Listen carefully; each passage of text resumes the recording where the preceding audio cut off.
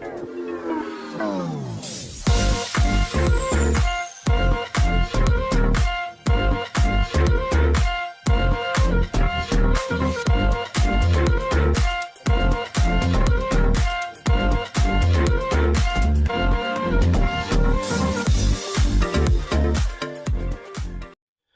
sejahtera Malaysia, selamat datang ke channel Vels Lifestyle.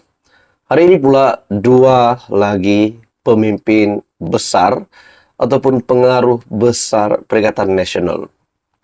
Dua pemimpin besar ini terlibat dengan laporan polis. Dan ini pasti satu isu yang mengejutkan dan mungkin mendukacitakan penyokong-penyokong Perikatan Nasional. Lebih-lebih lagi, tidak lama lagi akan ada pilihan raya negeri yang akan dilaksanakan di 6 buah negeri pada tahun ini. Pada akhirnya ini satu kejutan besar kepada Muhyiddin Yassin sebagai pengurusi Perikatan Nasional disebabkan dua pemimpin besar dari PN, yaitu Tan Sri Abdul Hadi Awang sebagai Presiden PAS dan juga Syahidan Kasim, di mana kertas siasatan Hadi dan Syahidan akhirnya diserah ke pejabat peguam negara. Nah, perkara ini benar-benar satu perkara yang serius. PDRM sudah menyerahkan kertas siasatan mengenai rancangan menjatuhkan kerajaan yang membabitkan dua ahli Parlimen Perikatan Nasional PN kepada Jabatan Peguam Negara ataupun AGC. Menteri Dalam Negeri Datuk Seri Saifuddin Nasution Ismail berkata, siasatan polis itu yang membabitkan Tan Sri Abdul Hadi Awang dari Perikatan Nasional Marang dan Datuk Seri Dr. Syahidan Kasim Perikatan Nasional Arau. Katanya polis sedang menunggu arahan lanjut daripada AGC selepas kedua-dua kertas siasatan itu diserahkan. Siasatan yang dijalankan mengikut Seksyen 4 dalam kurungan 1 Akta Hasutan 1948 dan Seksyen 233 Akta Komunikasi dan Multimedia 1988 ke atas kenyataan ahli Parlimen Arau ataupun Syahidan Kasim berkaitan rancangan untuk menjatuhkan kerajaan kepimpinan Perdana Menteri. Bagi saya ini sudah pasti menjadi amaran yang amat keras kepada mana-mana pemimpin politik di Malaysia yang cuba untuk menjatuhkan kepimpinan kerajaan hari ini. Akhirnya kertas siasatan Hadi Awang dan Syahidan berkait dengan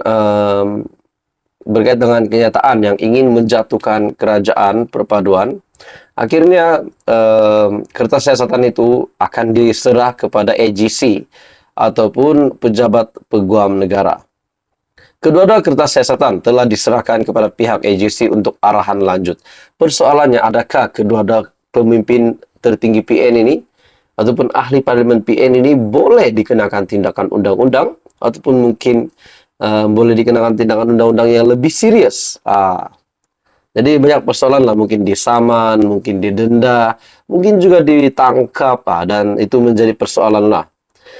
Jadi saudara-saudara, tuan-tuan dan bapak semua, kertas siasatan itu, di mana polis yang juga menjalankan siasatan, mengikut Seksyen 505 dalam kurungan B, Kanun Keseksaan dan Seksyen 233 Akta Komunikasi dan Multimedia 1998 ke atas kenyataan. Dalam video ahli Parlimen Marang, Abdul Hadi berkaitan menumbangkan kerajaan sedia ada melalui sistem demokrasi negara.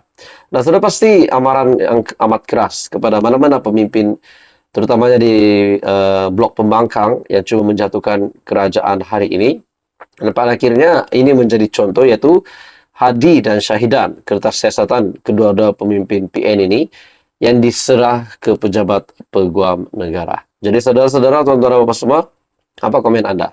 Ini bagi saya pasti berita yang buruk untuk Perikatan Nasional dan juga satu amaran yang keras, amaran yang besar kepada mana-mana pemimpin di Malaysia yang cuba menjatuhkan kepimpinan Anwar, dan mungkin juga kejutan besar kepada Mahathir disebabkan beliau pun sekarang kita dapat lihat sedang ataupun sering menyerang Datuk Seri Anwar Ibrahim. Bahkan mereka akan berjumpa di mahkamah juga nanti. Jadi saudara-saudara, apa komen Anda? Teruskan bersama di dalam channel ini untuk info yang seterusnya. Jangan lupa tekan butang like, share, dan subscribe. Halo semua, salam sejahtera Malaysia. Selamat datang ke channel Fels Lifestyle. Kita kembali lagi dengan satu lagi isu, satu lagi topik panas hari ini. Dan hari ini pula topik panas ini yang mengaitkan nama seorang pemimpin besar ataupun bos besar dari parti PAS. Ini pasti satu berita yang mengejutkan kepimpinan PAS dan sudah pasti kepada penyokong ataupun pengundi PAS. Ini satu topik panas yang mengaitkan nama Menteri Besar Kedah yaitu Sanusi. Ini berkait juga dengan perkataan lucah yang kononnya dikeluarkan oleh Menteri Besar Kedah tersebut. Nah, dalam satu artikel, laporan polis ini adalah bagi saya pasti satu laporan polis yang mengejutkan ramai. Keluar perkataan lucah, ahli parlimen DAP lapor polis terhadap Sanusi. Nah, saudara-saudara, tuan-tuan dan puan-puan sekalian, bagi saya ini pasti satu lagi isu, satu topik.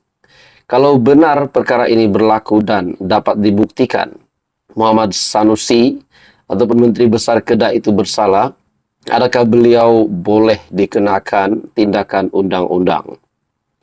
Ahli Parlimen Bukit Bendera, Sharlina Abdul Rashid, membuat laporan polis terhadap Datuk Seri Muhammad Sanusi berhubung dakwaan Menteri Besar Kedah mengeluarkan perkataan lucah.